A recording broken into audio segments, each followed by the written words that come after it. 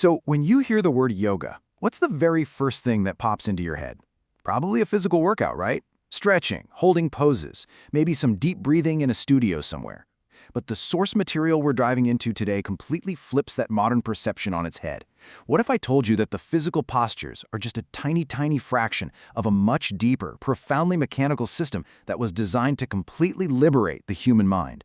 Welcome to The Explainer. Today, we're mapping out the journey from suffering to liberation. We're going to unpack the Patanjali Yoga Sutras, which actually serve as this highly practical, step-by-step roadmap from our daily, often painful existence all the way to ultimate cosmic peace. And as you'll see, these ancient texts function almost exactly like a medical manual for the human soul. Here's our roadmap for today. First, diagnosing the human condition. Second, the 8 limbs framework. Third, overcoming mental obstacles. Fourth, the power of daily practice. And finally, the mysteries of Om. Let's jump right in. Section 1. Diagnosing the human condition. To really wrap our heads around what yoga is actually trying to achieve, we can look at a brilliant analogy from the philosopher Adi Shankaracharya. He beautifully compares the ultimate goal of yoga to the science of medicine. And this is key, because it shows us that yoga isn't just some abstract philosophy floating out there, it's a prescribed treatment plan. In this framework, the disease we're all suffering from is samsara, that painful cycle of birth, death, and worldly suffering. The root cause of this disease is, fundamentally, ignorance. So what's the remedy? The medicine we have to take is Ashtanga Yoga, and the end result, the state of perfect health, is liberation, or kaivalya. Think of us all as essentially philosophical patients looking for a cure. Okay, so what exactly are the symptoms of this disease? The text lays out the 5 kleshas, basically the root causes of all human suffering, and it's a domino effect. It starts with number 1, avidya, or fundamental ignorance. This is mistaking the temporary physical body for the eternal self. Now this ignorance breeds number 2, asmita, which is our egoism. From that ego, we develop number 3, raga, our intense attachments to pleasure, and number 4, thesha, our aversions to pain. And finally, all of this culminates in number 5, abhinivasha, the ultimate fear of death. The text suggests that literally every human anxiety you feel traces straight back to this exact chain.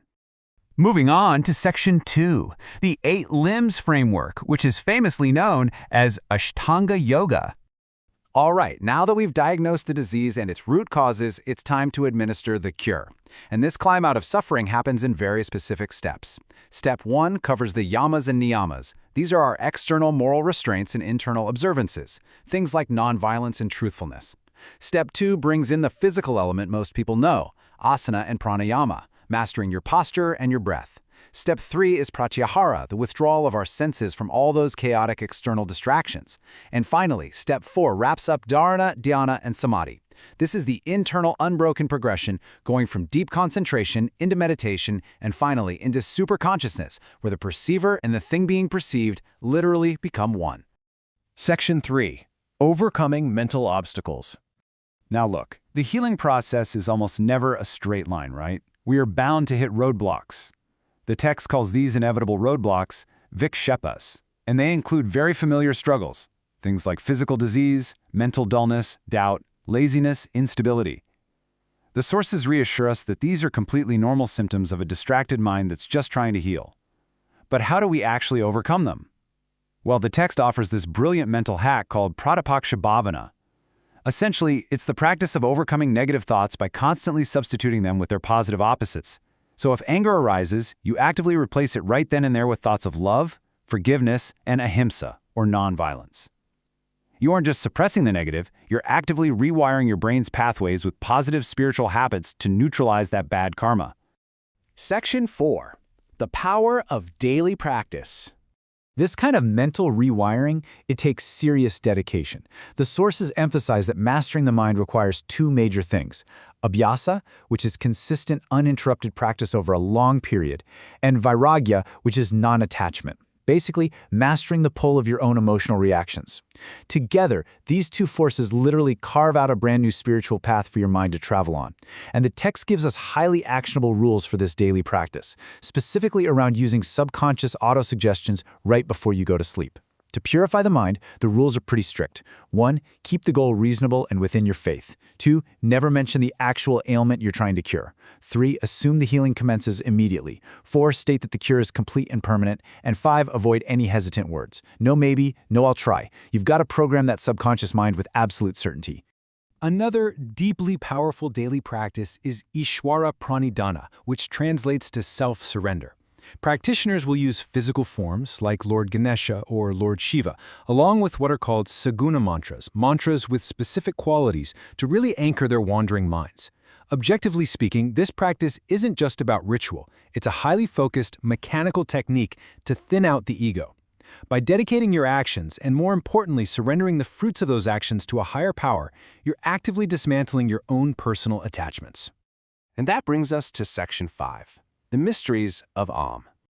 As we hit the real pinnacle of this meditation practice, the external forms start to fade away into pure internal vibration. To even begin to understand the mantra Om, we first have to look at the concept of anahad. According to Hindu philosophy, this is an unstruck, self-born, eternal, cosmic sound.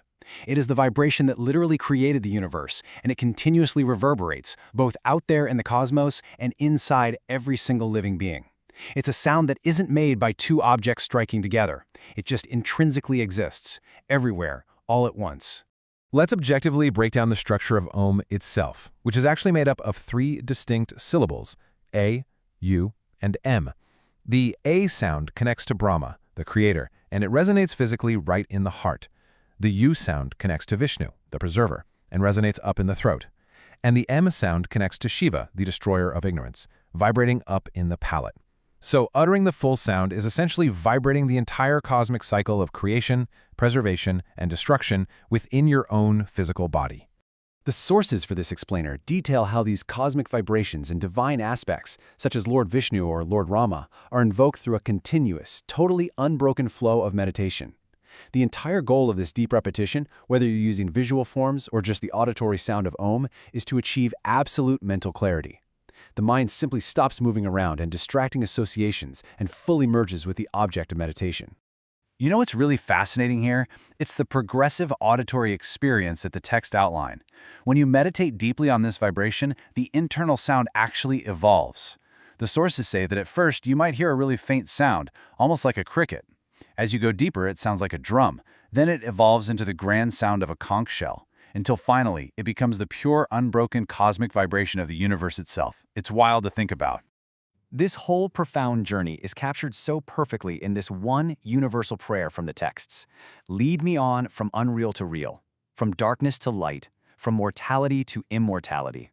It just brilliantly illustrates the ultimate goal of Ashtanga Yoga.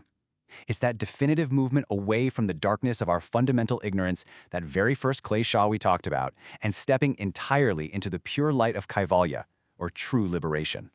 So, we've gone from diagnosing the fundamental disease of suffering all the way to the cosmic medicine of vibration. Which leaves me with one final question for you today. Can you hear the underlying vibration in your own life?